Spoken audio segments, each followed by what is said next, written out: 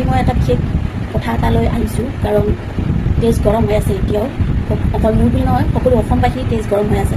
আজি ইনষ্টাগ্ৰামটো অলপ খুলি চালোঁ, দেখিলোঁ এজনী বাপৰে তাতে কি কাপোৰৰ এডভাৰটাইজ। আৰে তই কি অসমীয়া নহয়? আৰে মানিছোঁ যে তোৰ ফলোৱাৰ্ছ বহুত আছে, তোক সকলোৱে জানে। তই কি অসমীয়া নহয় নেকি?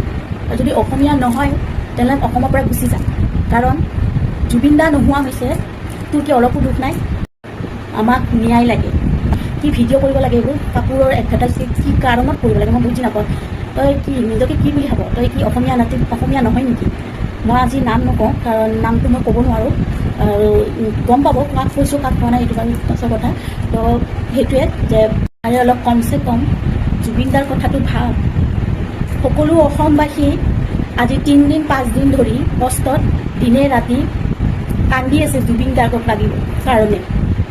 কি ক'ম, আজিকালি মানুহৰ লীলা দেখিলে মাথা গৰম হৈ যায়। গতিকে দোষী কেতিয়াও ৰেহাই নাপায়, দোষী সোনকালে শাস্তি পাব লাগে, মই এইটোৱে বিচাৰোঁ। আজি এই শান্তনু মহন্ত আৰু এইটো আছিল মেনেজাৰটো সিদ্ধাৰ্থ শৰ্মা, ইহঁত দুটাই কি কাৰণত লুকাই আছে? গুৱাহাটীত কিয় অহা নাই? চোন নেকি ইহঁতে? এতিয়া কি গুৱাহাটীত অহা নাই যে কি কাৰণত? কিবাটো আছে নিশ্চয় ইহঁত তাত, নহ'লে এনেকৈ লুকাই নাথাকে।